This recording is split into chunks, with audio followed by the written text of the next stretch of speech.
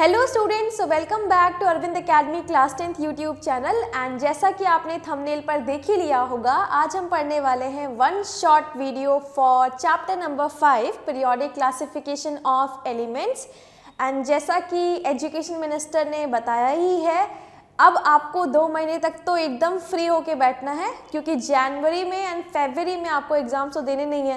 तो ये 2 महीने आपके लिए बहुत ही ज़्यादा यूज़फुल है। इसमें आप बहुत डिफरेंट टाइप्स के सैम्पल पेपर्स, क्वेश्चंस लगाइए, ठीक है। अपने डिटेल मतलब बेसिक्स को स्ट्रॉन्ग करिए। पहले डिटेल लेक्चर्स देखिए, उसके बाद रिविजन वीडियोस देखिए एंड उसके बाद सैम्पल पेपर्स लगाइए। तो ये 2 महीने आपके लिए गोल्डन आवर्स की तरह हैं, गोल्डन पीरियड्स की तरह है, ठीक है, जहाँ पर आप अपनी स्टडीज़ को और भी रिफाइन कर सकते हो, ठीक है। ये 2 महीने में जिसने जितना अच्छा पढ़ लिया उसके उतने ही अच्छे नंबर आएंगे, ठीक है। So this is your time to prove your worth, ठीक। तो इसीलिए 2 महीने में आप बहुत अच्छे से तैयारी करिएगा, ठीक है। एंड मेरी विशेस, हमारे कोचिंग की विशेस तो आपके साथ है ही, एंड हम आपकी हमेशा मदद तो करते ही रहेंगे, ठीक है। So without any further delay let's move to our next slide. Okay, if you want to buy sample papers, there is a link in the description box. आप वहाँ पर जाकर ये परचेज कर सकते हैं, ठीक है। डायरेक्टली आपको यहाँ से मिल जाएगा, ठीक। नाउ नेक्स्ट इज सिलेबस कितना है। इस चैप्टर में किसी भी तरह का रिडक्शन नहीं हुआ है, तो आपको ये चैप्टर पूरा पढ़ना है। एंड वैसे भी ये चैप्टर बहुत ही ईजी है, ठीक। तो मुझे नहीं लगता है कि आपको इसमें किसी भी तरह के रिडक्शन की ज़रूरत थी, ठीक। सो नाउ जैसा कि चैप्टर का नाम ही है पीरियोडिक क्लासिफिकेशन ऑफ एलिमेंट्स, तो सबसे पहले what is the definition of element. So let's see substance containing atoms of one type only, यानी कि उसमें केवल एक ही टाइप के एटम है। जैसे कि कार्बन डाइऑक्साइड है तो उसको एलिमेंट कहेंगे? नहीं कहेंगे। क्यों? क्योंकि उसमें कार्बन है ना ऑक्सीजन है, ठीक। सिमिलरली हाइड्रोजन सल्फेट बोला तो उसमें हाइड्रोजन, सल्फर, ऑक्सीजन 3 अलग अलग एटम है। तो वो कोई भी सब्सटेंस जिसमें केवल एक टाइप के एटम प्रेजेंट होते हैं उसको हम एलिमेंट कहते हैं। जैसे कि जब हमने बोला एल्यूमिनियम मेटल, ठीक है, देन बोला हमने आयरन की रॉड, ठीक है। तो ये सब में केवल एक ही टाइप के एटम है। आयरन की रॉड में केवल आयरन के एटम है, एल्यूमिनियम की मेटल में एल्यूमिनियम ही होगा, तो उसको एलिमेंट्स कहा जाता है, ठीक। Next is classification. अच्छा, उससे भी पहले कितने एलिमेंट्स? 118 एलिमेंट्स अभी तक डिस्कवर किए जा चुके हैं, एंड उसमें भी 92 एलिमेंट्स हमारे नेचुरली अकरिंग है एंड रेस्ट आपके आर्टिफिशियली मैन मेड है, ठीक है। तो 92 are naturally occurring and rest are man made. Next is classification. क्या होता है क्लासिफिकेशन? मतलब इन्हीं 118 एलिमेंट्स को ग्रुप में बांटना based upon the similarities in properties, ठीक है। 118 एलिमेंट्स हैं, उसमें अगर कुछ एलिमेंट्स प्रॉपर्टीज में सिमिलैरिटीज शो कर रहे हैं तो उनको एक ग्रुप में असाइन कर दिया गया है, ठीक है। तो इन दिस वे आपके 18 ग्रुप्स बनाए गए हैं, 7 पीरियड बनाए गए जिसमें एलिमेंट्स को अरेंज किया गया है, ठीक। नेक्स्ट देखिए, need of classification. Why there is a need of classification? Because we can not study each and every element individually, we need to study the properties. अगर हमें पता है कि किसी पर्टिकुलर ग्रुप की प्रॉपर्टीज सिमिलर है तो हम उसमें जितने भी मेंबर्स हैं, नो मैटर उसमें 15 एलिमेंट है, 20 एलिमेंट है, 30 एलिमेंट है, जितने भी एलिमेंट है हम उसकी प्रॉपर्टीज को डिटरमाइन कर सकते हो केवल उसका ग्रुप देखकर कि हाँ ग्रुप 1 का मेंबर है तो उसकी ये प्रॉपर्टी होंगी, नो मैटर कोई सा भी एलिमेंट क्यों ना हो, ठीक है। तो इसीलिए हमारी खुद की स्टडी को ईजी बनाने के लिए हमने क्लासिफिकेशन किया है। तो देखिए, it is difficult to study each and every element individually and to know its property and uses. They have been classified into groups on the basis of their similarities in properties. तो अगर वो कोई properties में similarities show कर रहे हैं तो उनको ग्रुप में डाल दिया गया है। तो अगली बार जैसे कि आज से 200 या 300 साल बाद कोई उस क्लासिफिकेशन को पढ़ेगा तो उसको सारे एलिमेंट नहीं पढ़ने पड़ेंगे, उसको केवल ग्रुप की बेसिस पे ही वो पता लगा लेगा कि क्या प्रॉपर्टीज होंगी उन ग्रुप के मेंबर्स की, ठीक है। तो इसीलिए क्लासिफिकेशन जरूरी होता है। Next is basis of classification. Properties को देखा जाता है, अगर प्रॉपर्टीज सिमिलर है तो उसको ग्रुप में असाइन कर दिया जाएगा, ठीक है। तो प्रॉपर्टीज के बेसिस पे ही हम क्लासिफिकेशन करते हैं। Now next is earlier attempt of classification of elements। सबसे पहला जो क्लासिफिकेशन दिया था वो आपका डोब्रेनियर ने दिया था, John Wolfgang Dobereiner. He was a German chemist and इन्होंने सबसे पहला क्लासिफिकेशन दिया था एलिमेंट्स का based upon the atomic mass, ठीक है। एटॉमिक मास को बेस लेकर उन्होंने क्लासिफिकेशन दिया, जहां पर उन्होंने 3 एलिमेंट का सेट बनाया, ठीक है। ट्रायड उसको बोलते हैं, ठीक है। तो एक ट्रायड में 3 एलिमेंट हुआ करते थे एंड तीनों एलिमेंट में जो प्रॉपर्टीज थी वो सिमिलर थी, ठीक है। वो तीनों एलिमेंट प्रॉपर्टीज सिमिलर शो कर रहे थे एंड उन तीनों एलिमेंट को इंक्रीजिंग ऑर्डर ऑफ एटॉमिक मास पे उन्होंने अरेंज किया था एंड उनका ये भी कहना था कि जो इंक्रीजिंग ऑर्डर ऑफ एटॉमिक मास में 3 एलिमेंट को अरेंज किया है उसमें जो बीच का एलिमेंट होगा उसका जो एटॉमिक मास होता है वो बाकी के 2 एलिमेंट के एवरेज एटॉमिक मास के बराबर होता है, ठीक है। जैसे कि उन्होंने 3 ट्रायड ऐसे आइडेंटिफाई किए, ठीक है, 3 ट्रायड, जैसे कि लिथियम, सोडियम, पोटेशियम, ठीक है, कैल्शियम, बेरियम, स्ट्रोंशियम, ठीक, क्लोरीन, ब्रोमीन एंड आयोडीन। तो ऐसे ही उन्होंने 3 ट्रायड आइडेंटिफाई किए एंड लेट्स सी कि उनका स्टेटमेंट क्या था। तो देखिए, when the elements are arranged in a group of 3 in increasing order of atomic mass, जैसे कि लिथियम का एटॉमिक मास है 7, सोडियम का 23, पोटेशियम का 39। तो देखो इंक्रीजिंग ऑर्डर ऑफ एटॉमिक मास में ही इसको अरेंज किया गया है ना। ऐसा तो नहीं है कि जिसका एटॉमिक मास ज्यादा है उसको पहले रखा गया है, जिसका कम है उसको बाद में, नहीं, इंक्रीजिंग ऑर्डर में ही अरेंज किया था उन्होंने, ठीक है। द मिडिल एलिमेंट, यहाँ पे जो मिडिल एलिमेंट होगा उसका जो एटॉमिक मास होता है बाकी के 2 एलिमेंट का एवरेज एटॉमिक मास के बराबर होता है। तो लेट्स सी कि उन्होंने जो बात कही वो सही है कि गलत है, ठीक है। थोड़ी सी साफ सफाई कर लेते हैं। ओके, सो उन्होंने बोला कि जो मिडिल का एलिमेंट है उसका एवरेज एटॉमिक मास, उसका atomic mass average atomic mass के बराबर है बाकी के 2 एलिमेंट का। तो लिथियम का एटॉमिक मास होता है 7, पोटेशियम का होता है 39 डिवाइडेड बाय 2, यही तो है एवरेज एटॉमिक मास, ऐसे निकाला जाता है। तो 9 + 7 16, 3 + 1 4 अपॉन 2, देखो 23 है एंड सोडियम का एटॉमिक मास भी 23 होता है। तो जो उन्होंने बात बोली वो एकदम करेक्ट गई। Similarly chlorine, bromine and iodine को देख लीजिए। क्लोरीन का एटॉमिक मास होता है 35.5, ब्रोमीन का होता है 80, ठीक है, एंड आयोडीन का होता है 126.9। तो अब जरा इसको हम सॉल्व करके देखते हैं कि क्या जो उन्होंने बात बोली वो सही है कि गलत है।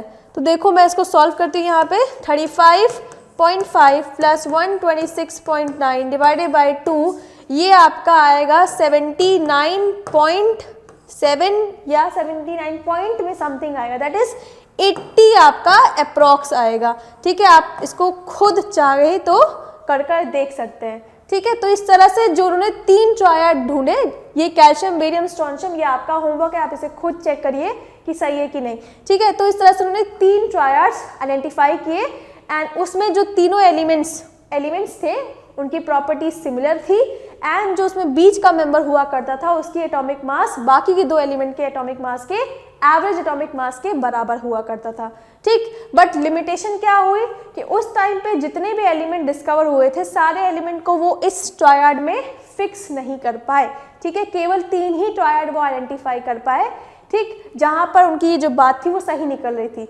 बाकी सारे एलिमेंट इस कैटेगरी में वो फिट नहीं हो पाए, तो यही उनका लिमिटेशन था। एडवांटेज क्या है कि ये पहला क्लासिफिकेशन था जो कि एटॉमिक मास के बेसिस पे था, तो इस तरह से बाकी सारे साइंटिस्ट भी धीरे धीरे एनकरेज हुए एंड उन्होंने भी क्लासिफिकेशन देना स्टार्ट किया। तो ये इसका एक एडवांटेज है। लिमिटेशन क्या है, सारे एलिमेंट्स को ये इस ट्रायड में फिट नहीं कर पाए, ठीक। केवल 3 ही ऐसे ट्रायड वो आइडेंटिफाई कर पाए जहां पर ये बात उनकी सही निकल रही थी। Now next is Newlands law of Octave, ठीक है। तो इन्होंने म्यूजिक के नोट के बेसिस पर पीरियोडिक क्लासिफिकेशन ऑफ एलिमेंट्स दिया, ठीक है। इन्होंने भी एटॉमिक मास को बेस लिया एंड इसके साथ साथ म्यूजिक के नोट्स को उन्होंने उससे रिलेट किया है। जैसे कि हमारे जो नोट्स होते हैं कितने होते हैं, 7 सुर होते हैं ना, सा रे गा मा पा धी नी, एंड देन फिर से रिपीट होने लगता है सा रे गा मा पा धी नी सा, ठीक है। तो सिमिलर वे में उन्होंने भी कहा जिस तरह से म्यूजिक में पहला नोट जो होता है वो 8वें पर फिर से रिपीट होने लगता है, सिमिलरली आपके पीरियोडिक क्लासिफिकेशन में अगर हम एलिमेंट को increasing order of atomic masses पे क्या करें, अरेंज करते हैं, तो जो पहला एलिमेंट होता है उसकी प्रॉपर्टी 8वें एलिमेंट से रिजेंबल करती हैं, ठीक है, सिमिलर होती हैं, ठीक। तो देखिए जिस तरह से आपका ये म्यूजिकल नोट है सा रे गा मा पा धी नी, ठीक। तो ये देखो 1 2 3 4 5 6 7 एंड देन 8 पर फिर से रिपीटिशन होता है ना, अगेन ये आपका रिपीट हो गया। तो सिमिलर वे में उन्होंने ऐसे ही एलिमेंट को भी कैटेगराइज किया, lithium, beryllium, boron, carbon, nitrogen, oxygen, fluorine, and ये कितना हो गया 1 2 3 4 5 6 7, ओके यहाँ पे आएगा सोडियम। तो उन्होंने देखा जो लिथियम है उसकी प्रॉपर्टी सोडियम से रिजेंबल कर दी है। सिमिलरली उन्होंने सोडियम के बाद भी कई सारे मेटल्स को रखा, जैसे कि नाम ABCD रख लेते हैं, कुछ भी रखा उन्होंने ABCDEFG, एंड देन जो 8वां एलिमेंट था वो था पोटेशियम, ठीक है। तो उन्होंने देखा सोडियम एंड पोटेशियम की प्रॉपर्टीज भी रिजेंबल कर रही थी। तो इस तरह से उन्होंने फाइनली अपना एक स्टेटमेंट दिया, वो क्या था, when elements are arranged in increasing order of atomic masses the properties of the 8 element are kind of repetition with the first one, just like the notes of the music, ठीक। तो ये Newland का law of octave था। Limitation क्या रही, केवल calcium तक ये बात सही जा रही थी, फिट बैठ रही थी, कैल्शियम के बाद के एलिमेंट फिर रिपीटिशन ऑफ प्रॉपर्टीज नहीं शो कर रहे थे, ठीक है। एंड दूसरी चीज कि जितने भी एलिमेंट उस टाइम पे डिस्कवर हुए थे सबको वो इस म्यूजिकल नोट में फिट नहीं कर पाए, सबकी प्रॉपर्टीज डिफरेंट हो जा रही थी, तो ये ही उनका लिमिटेशन हुआ, ठीक। नाउ नेक्स्ट इज मेंडलीव का क्लासिफिकेशन। मेंडलीव का क्लासिफिकेशन ही सबसे बेस्ट क्लासिफिकेशन है, ठीक है, एंड यही आपका यूज होता है मॉडर्न पीरियोडिक टेबल में भी, but the only difference is कि उन्होंने एटॉमिक मासेस के बेसिस पर क्लासिफिकेशन किया था एंड मॉडर्न पीरियोडिक टेबल में एटॉमिक नंबर को बेस लेके किया गया है। अदरवाइज पूरा क्लासिफिकेशन मेंडलीव का ही है, बस एटॉमिक नंबर को बेस लिया गया है, ठीक है। तो देखिए मेंडलीव के समय पर केवल 63 एलिमेंट्स ही डिस्कवर हुए थे एंड उन्होंने अपने क्लासिफिकेशन में सारे एलिमेंट्स को जगह दी थी। इनफैक्ट उनके क्लासिफिकेशन में जो अभी डिस्कवर भी नहीं हुए थे उसके लिए भी गैप था, ठीक है। तो ये काफ़ी एडवांटेज था उनके क्लासिफिकेशन का, सबसे बेस्ट क्लासिफिकेशन था अपने टाइम का। तो देखिए during Mendeleev only 63 elements were known, ठीक। मेंडलीव टुक दी फॉर्मूला, अब उन्होंने किस बेसिस पर क्लासिफिकेशन किया, इन्होंने प्रॉपर्टी देखी। सबसे पहले reaction of oxygen and reaction of hydrogen, जैसे कि सारे एलिमेंट जो होते हैं वो हर कोई ऑक्सीजन के साथ एंड हाइड्रोजन के साथ रिएक्शन शो करता ही है, ठीक है। तो उन्होंने उसी के बेसिस पे क्लासिफिकेशन किया, जैसे कि मैंने आपको बताया था ना, मान लीजिए ग्रुप 1 है, ये ग्रुप 2 है, ग्रुप 3, ग्रुप 4, तो पहले मेंबर को जितने भी कंपाउंड होंगे, जितने भी इसमें मेंबर होंगे वो सारे XO2 टाइप का कंपाउंड बनाए थे ऑक्सीजन के साथ रिएक्ट करके, ठीक है। दूसरे मेंबर वाले XO3, तीसरे मेंबर वाले XO4, चौथे मेंबर XO5, ठीक है। सिमिलरली हाइड्रोजन के साथ रिएक्ट करे थे तो XH, XH2, XH3, XH4। तो इस बेसिस पे उन्होंने ग्रुप में सारे एलिमेंट को क्लासिफाई कर दिया, ठीक है। जैसे कि मान लीजिए लिथियम, सोडियम, पोटेशियम को उन्होंने एक ग्रुप में डाला, ठीक है, लिथियम, सोडियम एंड पोटेशियम, ये ग्रुप 1 में उन्होंने अरेंज किया। तो उन्होंने यही देखा होगा कि लिथियम, सोडियम एंड पोटेशियम जब ऑक्सीजन के साथ रिएक्ट कर रहे थे तो LiO2 बना रहे थे, ठीक है, सोडियम भी NaO2 एंड पोटेशियम भी KO2, एंड हाइड्रोजन के साथ रिएक्ट करके KH, that means lithium hydride, ठीक है, sodium hydride NaH and potassium hydride KH। तो इस तरह से प्रॉपर्टीज उन्होंने देखी कि जब हाइड्रोजन के साथ रिएक्शन हो रहा है एंड ऑक्सीजन के साथ रिएक्शन हो रहा है तो सेम टाइप का फॉर्मूला इनमें ऑब्टेन हो रहा था, तो इसीलिए उनको एक ग्रुप में डाल दिया गया, ठीक है। सो ये इनका बहुत ही बेहतर क्लासिफिकेशन था जहां पर उन्होंने प्रॉपर्टीज को एंड एटॉमिक मास को बेस लेकर क्लासिफिकेशन किया था, ठीक है। सो देखिए it was also observe that there is a recurrence of element, recurrence मतलब repetition of elements with similar physical and chemical properties after a regular interval, ठीक है। एक रेगुलर इंटरवल के बाद आपका प्रॉपर्टीज रिपीट हो रही थी, ठीक है। जैसे कि लिथियम की प्रॉपर्टी सोडियम से रिजेंबल कर रही थी, सोडियम की प्रॉपर्टीज आपकी पोटेशियम से रिजेंबल कर रही थी, हर पहला एलिमेंट 8वें एलिमेंट से रिजेंबल कर रहा था। तो कहीं ना कहीं जो न्यूलैंड लॉ ऑफ ऑक्टेव था वो यहाँ पर उनका दिख रहा था उसका आंसर, ठीक है। सो देखिए that is every 8 element had property similar to that of first, ठीक है। जब आप इसका अपनी एनसीईआरटी में डायग्राम देखेंगे मेंडलीव्स की पीरियोडिक क्लासिफिकेशन का, तब आपको और बेहतर से समझ में आएगा। तो आप जब इस लेक्चर को पढ़े तो एक बार एनसीईआरटी खोलकर उसको देखिए, ठीक है। तो पहला मेंबर 8वें एलिमेंट से मैच कर रहा है, पहले मेंबर है लिथियम, फिर उसके बाद 8वां एलिमेंट हो जाएगा आपका सोडियम, ठीक है, सोडियम के बाद फिर पोटेशियम। तो इस तरह से आपका मैचिंग हो रही है। देयर आर 8 ग्रुप्स, अब उनके पीरियोडिक क्लासिफिकेशन में 8 ग्रुप थे एंड 7 पीरियड थे, ठीक है। ऑल्सो इन्होंने कुछ गैप भी छोड़ के रखे थे पीरियोडिक टेबल में अनडिस्कवर्ड एलिमेंट्स के लिए। तो यही सबसे इनका मेन फीचर था कि जो अभी डिस्कवर भी नहीं हुए हैं उसके लिए उन्होंने जगह रखी थी, जैसे कि एका बोरॉन, एका एल्यूमिनियम एंड एका सिलिकॉन, ठीक है। तो जो अनडिस्कवर्ड एलिमेंट थे उसके लिए उन्होंने ये नाम रखे थे, एका बोरॉन फॉर स्कैंडियम, ठीक है, एका एल्यूमिनियम फॉर गैलियम एंड एका सिलिकॉन फॉर जर्मेनियम, ठीक है। तो गैलियम, स्कैंडियम एंड जर्मेनियम ये आपके अनडिस्कवर्ड एलिमेंट थे जो कि बाद में डिस्कवर हुए थे एंड उनके लिए पहले से ही बैकअप में मेंडलीव ने जगह रख रखी थी, ठीक है। तो ये इनका बहुत ही बड़ा एडवांटेज था। तो फाइनली जो उन्होंने अपना स्टेटमेंट दिया वो क्या था कि जो प्रॉपर्टीज होती है एलिमेंट की वो पीरियोडिक फंक्शन होती है एटॉमिक मासेस की। जैसे कि अगर ग्रुप 1 के मेंबर XO2 टाइप का कंपाउंड बना रहे हैं ऑक्सीजन के साथ एंड XH टाइप का कंपाउंड बना रहे हैं हाइड्रोजन के साथ, तो वो इसीलिए क्योंकि उनका एटॉमिक मास उस टाइप का है, दैट इज वाई वो उस टाइप के कंपाउंड्स बना रहे हैं। दैट मीन्स कि कोई भी प्रॉपर्टीज जो एलिमेंट शो करता है वो उसकी एटॉमिक मासेस के बेसिस पर ही होती हैं, ठीक है। तो ये उनका कहना था एंड यही सबसे बड़ा लिमिटेशन भी मेंडलीव्स के क्लासिफिकेशन का होता है, जो कि उन्होंने एटॉमिक मास को बेस लिया है, यही सबसे बड़ा लिमिटेशन है, ठीक है। अब देखो बात करते हैं मेंडलीव्स की क्लासिफिकेशन के ड्रॉबैक्स की या लिमिटेशंस की। तो देखो मेंडलीव्स का जो क्लासिफिकेशन था वो अरेंज था increasing order of atomic masses में, मतलब कि हर एक एलिमेंट को increasing order of atomic masses पे अरेंज करना था, ठीक है। लेकिन उन्होंने अपने क्लासिफिकेशन में कोबाल्ट को पहले रखा है, निकल को बाद में रखा है, जबकि कोबाल्ट का एटॉमिक मास ज्यादा है, निकल का कम, ठीक है।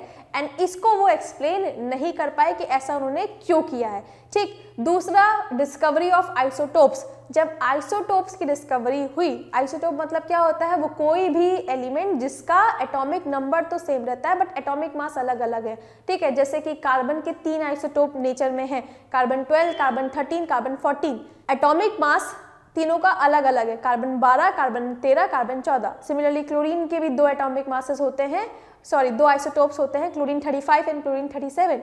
तो अगर हमने increasing order of atomic masses पे अरेंज किया है जैसे कि मेंडलीव ने किया है, तो उनको कार्बन 12, कार्बन 13 एंड कार्बन 14 को अलग अलग ग्रुप में असाइन करना चाहिए था अगर इंक्रीजिंग ऑर्डर ऑफ एटॉमिक मास उनका बेस था तो, लेकिन उन्होंने नहीं किया है, सारे कार्बन को उन्होंने एक ही ग्रुप में डाला, ठीक। तो इसको भी वो फेल कर गया समझाने के लिए, ठीक। तीसरा चीज था पोजीशन ऑफ हाइड्रोजन, ठीक है। हाइड्रोजन की पोजीशन भी वो एक्सप्लेन नहीं कर पाए कि क्यों उन्होंने एल्केली मेटल के साथ रखी, दैट इज ग्रुप 1 में क्यों रखा है, जबकि हाइड्रोजन की जो प्रॉपर्टीज होती हैं वो आपकी हेलोजन फैमिली से भी मैच करती हैं, ग्रुप 7 से भी मैच कर रही थी। तो वो इस चीज को भी नहीं समझा पाए कि why they have kept the hydrogen only in the group 1 and why not in the group 7, ठीक। तो ये मेन 3 लिमिटेशन थे मेंडलीव के क्लासिफिकेशन के, ठीक है। Now next is modern periodic table। अब modern periodic table आपका बेसिकली मॉडिफाइड फॉर्म है मेंडलीव्स की periodic table का, उसमें बस कोई चेंजेस नहीं किए गए, केवल एटॉमिक नंबर को बेस लेकर एलिमेंट्स अरेंज कर दिए गए हैं, ठीक है। बस इतना ही इनका चेंज हुआ है, अदरवाइज जो मॉडर्न periodic टेबल है वो भी आपकी कह सकते हैं मेंडलीव की ही periodic टेबल है, बस एटॉमिक नंबर को बेस मानकर किया गया है, ठीक। तो देखिए modern periodic table, Henry Moseley, an English physicist, found that atomic number was the fundamental property of an element and not the atomic mass। अच्छा, एटॉमिक नंबर वैसे होता क्या है, atomic number is equals to number of electron is equals to number of protons. तो कोई भी element में जितने इलेक्ट्रॉन होंगे या जितने प्रोटॉन होंगे वही उसका एटॉमिक नंबर दिखाता है या शो करता है, ठीक। तो इसी को उन्होंने बेसिस लेके सारे एलिमेंट को आपका अरेंज करना स्टार्ट किया एंड यहाँ से हमारा मॉडर्न पीरियोडिक लॉ ऑब्टेन हो जाता है, जो कि ये कहता है कि properties of an element are the periodic function of their atomic number. वो जिस टाइप का एटॉमिक नंबर कैरी करे, क्योंकि एटॉमिक नंबर डायरेक्टली लिंक है इलेक्ट्रॉन से एंड प्रोटॉन से, तो इलेक्ट्रॉन प्रोटॉन ही तो किसी भी रिएक्शन में पार्टिसिपेट करते हैं, तो जो भी प्रॉपर्टीज हम देख रहे हैं किसी भी एलिमेंट की, वो बेसिकली उसके एटॉमिक नंबर का फंक्शन होती है, ठीक है। जिस टाइप का एटॉमिक नंबर होगा वो उस टाइप की प्रॉपर्टीज शो करेंगी, ठीक है। तो देखिए, Mendeleev's periodic table was then modified and atomic number was adopted as the basis of modern periodic table, ठीक है। जो modern periodic table है उसको बनाया है नील बोर ने, ठीक है। तो जो भी आपको नई periodic table देखने को मिल रही है उसको नील बोर ने दिया है, एंड बेसिकली ये मेंडलीव की ही पीरियोडिक टेबल है बट मॉडिफाई कर दिया गया है, ठीक है। सो देखिए मॉडर्न पीरियोडिक लॉ क्या कहता है, it is the properties of elements are periodic function of their atomic numbers, that is number of protons or electrons present in the neutral atom of an element, क्योंकि atomic number क्या है, जितने electron या जितने proton उस atom में होते हैं वही होता है, एंड कोई भी रिएक्शन जो होती है उसमें इलेक्ट्रॉन्स ही तो पार्टिसिपेट करते हैं, तो अल्टीमेटली प्रॉपर्टीज जो है वो एटॉमिक नंबर का फंक्शन है, ठीक है। नाउ नेक्स्ट देखिए main features of the long form of the periodic table. सबसे पहला फीचर है it shows arrangement of elements based upon the modern periodic law, that is atomic number के basis पे अरेंज किया गया है। अब देखो ये जो मेंडलीव का ड्रॉबैक था कि उन्होंने कोबाल्ट को पहले रखा था, निकल को बाद में रखा था, ठीक है। तो ये ड्रॉबैक यहाँ पे ऑटोमेटिकली सॉर्ट हो गया, कैसे, क्योंकि कोबाल्ट का एटॉमिक नंबर होता है कम एंड निकल का होता है ज्यादा, इसीलिए कोबाल्ट को पहले रखा गया, निकल को बाद में रखा गया, ठीक है। तो मेंडलीव ने रखा सही था, कोबाल्ट को पहले रखा था, निकल को बाद में रखा था सही, बट वो एक्सप्लेन नहीं कर पाई कि क्यों नहीं रखा था, ठीक है। बट अब यहाँ पे वो चीज़ सॉर्ट आउट हो गई क्योंकि एटॉमिक नंबर को बेस लिया था, ठीक है। सिमिलरली आइसोटोप्स की डिस्कवरी जो हुई थी, अगर हम एटॉमिक नंबर को बेस लेकर हम देखें तो आइसोटोप में क्योंकि सभी का एटॉमिक नंबर सेम होता है, केवल एटॉमिक मास डिफरेंट है, तो कार्बन 12, कार्बन 13, कार्बन 14 तीनों को ही हम एक जगह डाल सकते हैं, जो कि मेंडलीव ने भी किया था। बट वही चीज़ है कि उन्होंने एटॉमिक मासेस को बेस लेकर किया था, तो वो चीज़ वहाँ पे कॉन्ट्राडिक्ट हो रही थी, बट यहाँ पर अब क्योंकि एटॉमिक नंबर बेस है तो अब वो चीज़ सही है, ठीक है। तो देखिए देयर आर 18 वर्टिकल कॉलम्स। अब नए पीरियोडिक टेबल में क्योंकि पहले केवल 63 ही एलिमेंट डिस्कवर हुए थे, अब नया पीरियोडिक टेबल में 118 एलिमेंट डिस्कवर हो गए, तो 18 ग्रुप भी बन गए हैं, 7 पीरियड्स हैं, ठीक है। 18 ग्रुप एंड 7 पीरियड्स, ठीक है। Elements having similar outer electronic configuration, that is having same valence electron, have been placed in same group. जैसे कि देखिए पहले ग्रुप में लिथियम, सोडियम, पोटेशियम तीनों को डाला गया है। इनका कन्फिग्रेशन देखिए 2,1, 2,8,1, 2,8,8,1, then beryllium, magnesium and calcium, ये ग्रुप 2 के मेंबर हैं। अब इनका देखो कन्फिग्रेशन 2,2, 2,8,2, 2,8,8,2, ठीक है। तो देखो इसके आउटर मोस्ट वैलेंस इलेक्ट्रॉन कितने हैं, 2, तो इसके लिए इसको ग्रुप 2 में डाल दिया गया है, ठीक है। इसके आउटर मोस्ट शेल में कितने इलेक्ट्रॉन है, 1 तीनों में, तो इसीलिए इसको ग्रुप 1 डाल दिया गया है। तो इसी तरह से ग्रुप को क्लासिफाई किया गया है कि आउटर मोस्ट शेल में कितने इलेक्ट्रॉन है, एंड ये जो हमें इलेक्ट्रॉनिक कन्फिग्रेशन देखने को मिल रही है वो कहाँ से आती है, ये भी एटॉमिक नंबर पे बेस्ड है, क्योंकि जितना एटॉमिक नंबर है उतना ही इलेक्ट्रॉन की संख्या और उतना ही इलेक्ट्रॉनिक कन्फिग्रेशन। जैसे कि सोडियम का एटॉमिक नंबर कितना होता है, 11 होता है ना, तो इसका इलेक्ट्रॉनिक कन्फिग्रेशन कितना हो जाएगा, 2,8,1, ठीक है। तो इस तरह से ये सही बैठा कि नहीं बैठा, तो एटॉमिक नंबर ही बेस होता है, या कह सकते हैं प्रॉपर्टीज कोई भी एलिमेंट की वो पीरियोडिक फंक्शन है एटॉमिक नंबर की, ठीक है। Now next, so the periodic table is divided into 4 blocks. तो इसी बेसिस पे पीरियोडिक टेबल को 4 ब्लॉक्स में डिवाइड कर दिया गया है, S block, P block, D block and F block, ठीक है।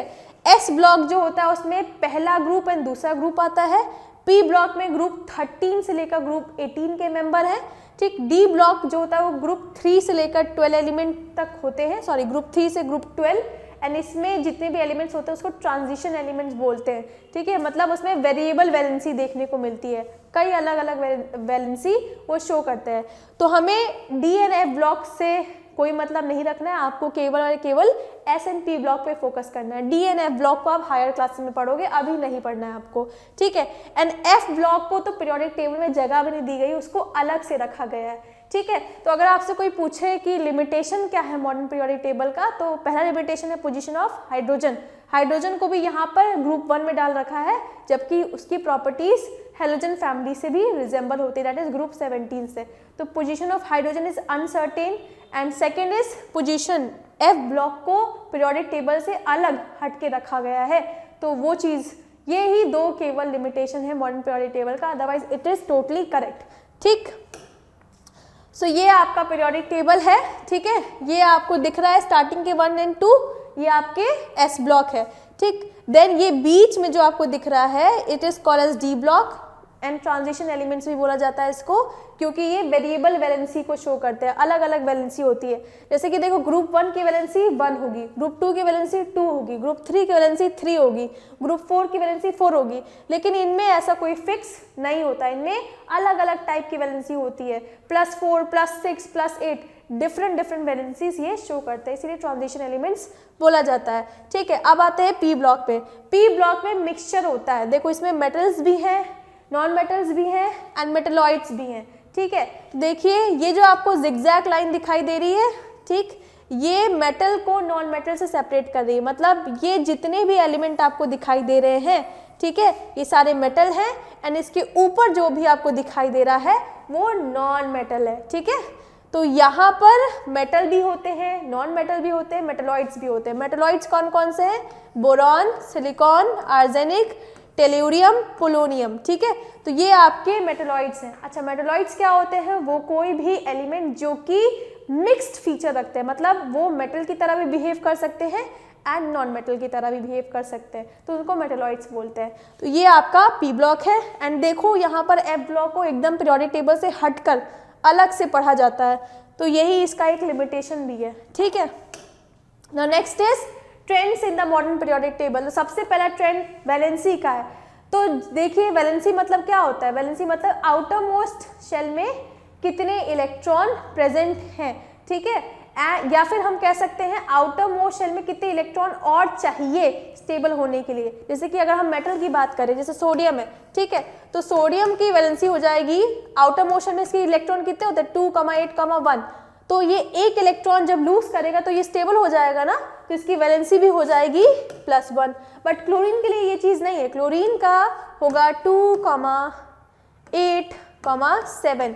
ठीक है, तो इसको स्टेबल होने के लिए एक इलेक्ट्रॉन एक्सेप्ट करना होगा। ठीक है, तो यहाँ पर भी वैलेंसी 1 है लेकिन माइनस में, क्यों? क्योंकि इसको एक इलेक्ट्रॉन एक्सेप्ट करना है एंड सोडियम को प्लस में, दैट इज उसको लूज करना होगा।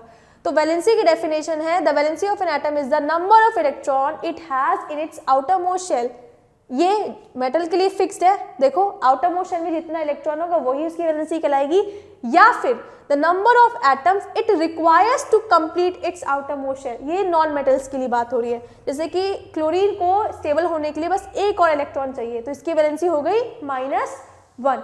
ये वैलेंसी होती है, बट हम वैलेंसी को ग्रुप देखकर ही बता सकते हैं। जैसे कि ग्रुप 1 का मेंबर है तो सबकी वैलेंसी 1 होगी, ग्रुप 2 का मेंबर है तो सबकी वैलेंसी 2, ग्रुप 3 का मेंबर है तो सबकी वैलेंसी 3, ग्रुप 4 का मेंबर है तो सबकी वैलेंसी 4, ग्रुप 5 का मेंबर है तो आपको कुछ नहीं करना है, 8 - 5 कर दीजिए, तो दैट मीन्स वैलेंसी 3।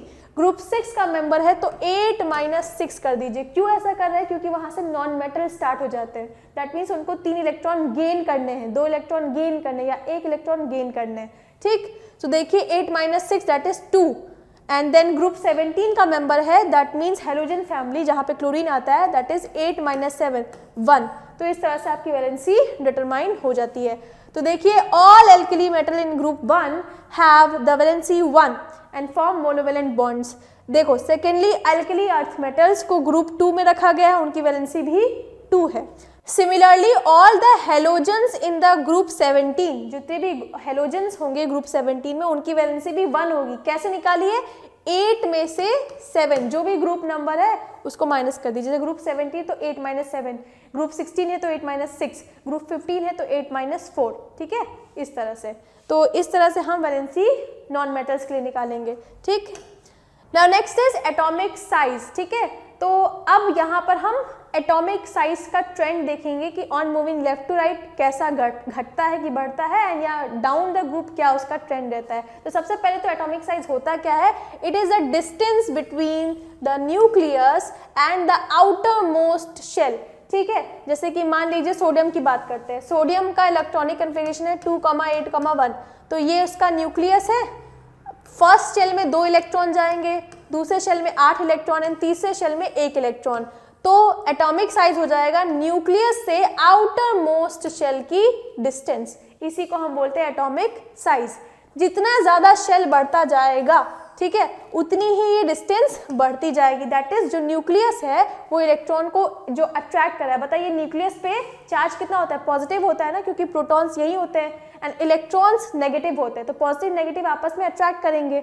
अब जितना ज़्यादा डिस्टेंस बढ़ता जाएगा उतना ही अट्रैक्शन फोर्स कम होता जाएगा, ठीक है। एंड जितना ही डिस्टेंस कम रहेगी, जितना ही ये पास में रहेंगे, उतना ही ये पुल न्यूक्लियर फोर्स ऑफ अट्रैक्शन उतना ही ज़्यादा रहेगा, ठीक है। तो उसी बेसिस पे आप देखो ट्रेंड क्या है।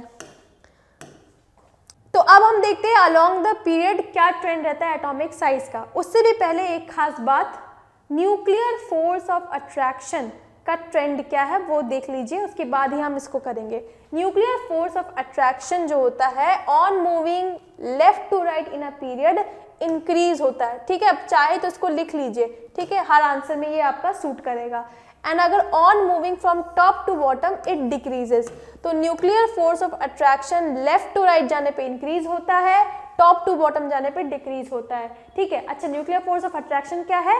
Tendency to attract electron towards centre of the nucleus, ये है, ठीक है। लेफ्ट टू राइट जाएंगे तो बढ़ेगा एंड नीचे जाने पे घटेगा, ठीक है। तो आप देखो trend, it is notice that atomic size of element decreases as we move from left to right in period because the electrons increases, hence increasing the nuclear charge, and when the nuclear charge is stronger the nucleus pulls the electron close to itself, so reducing the atomic radii। जैसे कि मैंने अभी बताया आपको कि जब हम left to right move करते हैं तो न्यूक्लियर फोर्स ऑफ अट्रैक्शन बढ़ता है। जितना ज़्यादा न्यूक्लियर फोर्स ऑफ अट्रैक्शन बढ़ेगा उतनी ही स्ट्रांगली इलेक्ट्रॉन को अपनी तरफ पुश करेगा। जैसे कि मान लीजिए ये आपका न्यूक्लियस है, ठीक है, इसको थोड़ा रफ कर लेते हैं। जैसे कि देखो ये न्यूक्लियस है आपका, ठीक है, एंड ये आपका इलेक्ट्रॉन आउटर मोस्ट शेल का इलेक्ट्रॉन है। जैसे कि यहाँ पर इलेक्ट्रॉन है आपके 3 और 4, ठीक है।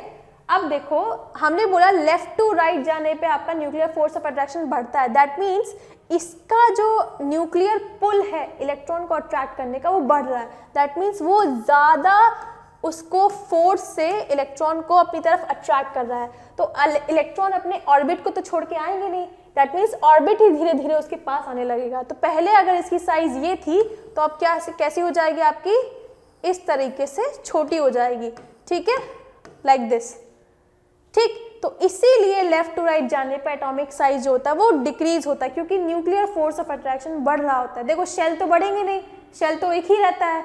आपने देखा ही होगा पीरियड्स में शेल कांस्टेंट रहते हैं, ठीक है, ग्रुप में शेल बढ़ते हैं, पीरियड्स में कांस्टेंट रहते हैं। जैसे कि पीरियड 1 है दैट मीन्स उसमें 1 शेल, पीरियड 2 है तो उसके सारे मेंबर्स में 2 शेल होंगे, पीरियड 3 है तो उसमें सारे मेंबर्स में 3 शेल। तो पीरियड्स में शेल तो कांस्टेंट है, लेकिन इलेक्ट्रॉन बढ़ते जा रहे हैं, तो इलेक्ट्रॉन पे जो न्यूक्लियर फोर्स ऑफ अट्रैक्शन है वो इंक्रीज हो रहा है, जिसकी वजह से साइज जो है वो आपकी सिकुड़ रही है, ऑर्बिट घट रहा है, तो वो छोटा होता जा रहा है, ठीक है। तो इसीलिए लेफ्ट टू राइट मूव करने पर आपका साइज घटता है। Why? Because of the increasing nuclear force of attraction. Now next देखिए डाउन द ग्रुप, जब हम ऊपर से नीचे मूव करते हैं तो nuclear force of attraction decrease होता है। क्यों? क्योंकि शेल बढ़ते जाते हैं ना, पीरियड 1 में 1 शेल, पीरियड 2 में 2 शेल, पीरियड 3 में 3 शेल, तो शेल भी तो बढ़ रहे हैं नीचे जाने पर। तो जब शेल आपके बढ़ रहे हैं on moving from top to bottom, तो इसीलिए डिस्टेंस जो है न्यूक्लियस की और आउटर मोस्ट शेल की वो बढ़ती जा रही है। तो न्यूक्लियर फोर्स ऑफ अट्रैक्शन अब वो उतना इफेक्टिव नहीं रह जाएगा क्योंकि डिस्टेंस बढ़ गई है उसकी। इसीलिए on moving from top to bottom जो आपका एटॉमिक साइज होता है वो बढ़ता है। पहली बात तो शेल बढ़ रहे हैं जिसकी वजह से रेडियस भी आपका बढ़ जाएगा। तो देखिए as opposed to this when one moves from top to bottom of a group the atomic size of element increases, atomic size बढ़ता है। क्यों? क्योंकि number of shell of the atom increases. देखो पहले वाले ग्रुप में, ठीक है, ये आपका पहला ग्रुप है जो कि पीरियड 1 में आएगा, ये दूसरा ग्रुप है जो कि पीरियड 2 में आएगा, उसमें 2 शेल, पीरियड 3 में 3 शेल, इस तरह से पीरियड 4 में 4 शेल, ठीक, 3 4। तो देखिए टॉप टू बॉटम मूव करने में डिस्टेंस बढ़ रही है कि नहीं, नंबर ऑफ शेल बढ़ेगा तो डिस्टेंस बढ़ेगी, इसीलिए एटॉमिक साइज भी इंक्रीज करता है। ठीक है, so now next is electronegativity. Electronegativity मतलब होता है tendency to attract electrons toward itself. And electron को अट्रैक्ट कौन करेगा, जो कि इलेक्ट्रॉन डेफिशिएंट होगा, ठीक है, जिसके पास इलेक्ट्रॉन की कमी होगा वही तो इलेक्ट्रॉन को अट्रैक्ट करेगा। दैट मीन्स नॉन मेटल्स जो होंगे वही सबसे ज़्यादा इलेक्ट्रोनेगेटिविटी को शो करेंगे। एंड हमारे पीरियोडिक टेबल में नॉन मेटल्स किस साइड में होते हैं, राइट साइड में। तो यहाँ से ये तो पहले से ऑब्वियस हो गया कि लेफ्ट टू राइट अगर हम मूव करेंगे तो आपका इलेक्ट्रोनेगेटिविटी बढ़ेगी, क्योंकि लेफ्ट टू राइट जाने पर आपके नॉन मेटल्स आने लगते हैं and non metals he electrons को एक्सेप्ट करते हैं, ना कि मेटल्स। ठीक है, सो देखिए electronegativity is the ability of an atom of any element to attract a shared pair of electron in a chemical bond towards itself। and electron कौन attract कर पाएगा, जो कि electron deficient होगा। ठीक है, तो देखिए when we move in a row, जब हम रो में मूव करते that is left to right, तो इलेक्ट्रोनेगेटिविटी आपकी इंक्रीज होती है। ठीक है, tendency to attract electron increase होता है, क्योंकि वहां पर जब हम मूव करते हैं तो सारे एलिमेंट को इलेक्ट्रॉन चाहिए रहता है स्टेबल होने के लिए। ठीक है, जबकि पहले जो लेफ्ट साइड में एलिमेंट उनको लूज करना होता है। ठीक है, तो वो तो कभी इलेक्ट्रॉन आपके अट्रैक्ट नहीं करेंगे, क्योंकि उनको ऑलरेडी इलेक्ट्रॉन लूज करने हैं। तो जो राइट साइड में होते हैं उनको इलेक्ट्रॉन चाहिए रहता है, तो वही अपनी तरफ इलेक्ट्रॉन एक्सेप्ट करेंगे, that is non metals.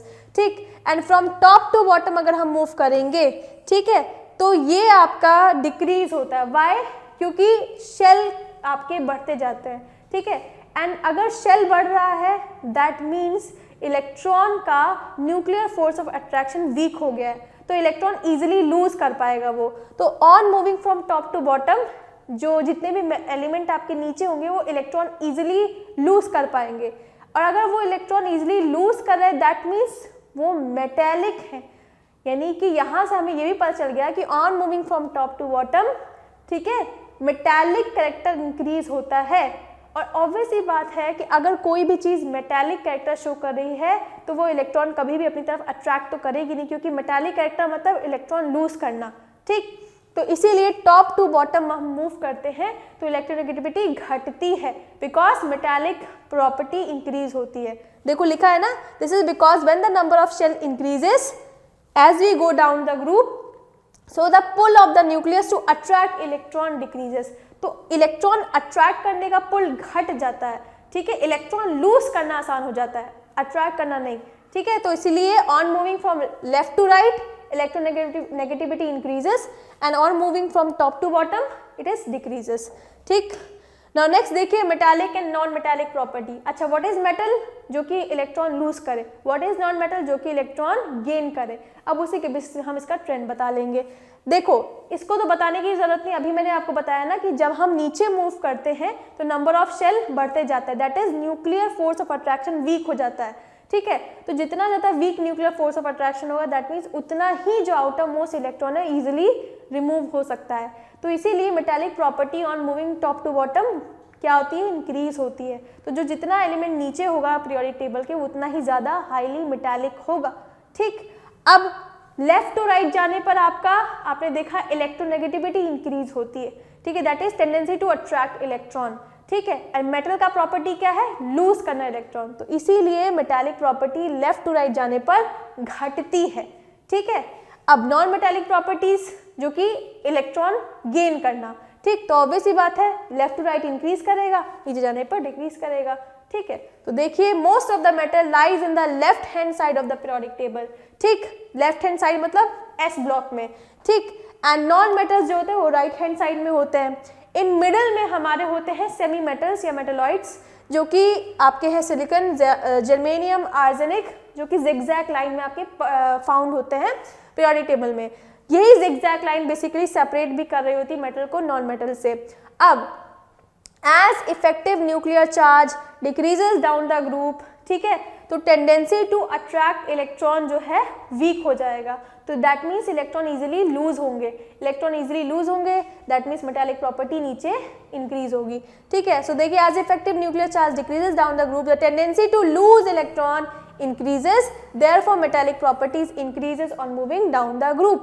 And non metallic properties decrease करेंगे, क्योंकि नॉन मेटालिक का काम क्या है, इलेक्ट्रॉन एक्सट्रैक्ट करना, जो कि हो नहीं पाएगा। नाउ नेक्स्ट देखो, as effective nuclear charge increases across the period the tendency to lose electron, ठीक है, वो क्या हो जाएगी, घट जाएगी, डिक्रीज कर जाएगी, क्योंकि इलेक्ट्रॉन्स को फिर न्यूक्लियस बहुत ही स्ट्रांगली अट्रैक्ट करते हैं, तो फिर वो लूज इलेक्ट्रॉन नहीं कर पाएगा। एंड मेटालिक प्रॉपर्टीज इसीलिए लेफ्ट टू राइट आपकी घट जाती हैं, ठीक है। Therefore metallic properties decreases on moving left to right in a period and non metallic properties increase हो जाएंगी आपकी। क्यों? क्योंकि इलेक्ट्रोनेगेटिविटी लेफ्ट टू राइट जाने पर आपकी इंक्रीज होती है। इलेक्ट्रोनेगेटिव मतलब tendency to attract electron, and non metal में भी तो यही होता है ना, इलेक्ट्रॉन की गेन करना होता है, तो इलेक्ट्रोनेगेटिविटी आपकी लेफ्ट टू राइट बढ़ रही है, इसलिए नॉन मेटालिक प्रॉपर्टी भी आपकी लेफ्ट राइट जाने पर इंक्रीज होगी। सो विद दिस हमारा ये लेक्चर यहीं पर ख़त्म होता है, एंड इसका डिटेल लेक्चर भी बहुत ही जल्दी अपलोड हो जाएगा Arvind academy class 10 YouTube channel पर, तो बेल आइकन को आप प्रेस कर लीजिए सो दैट किसी भी तरह का अपडेट आपसे मिस ना हो। एंड हम मिलते हैं बहुत ही जल्द किसी नए लेक्चर में। Till then wish you all the very best, have a very good day, thank you.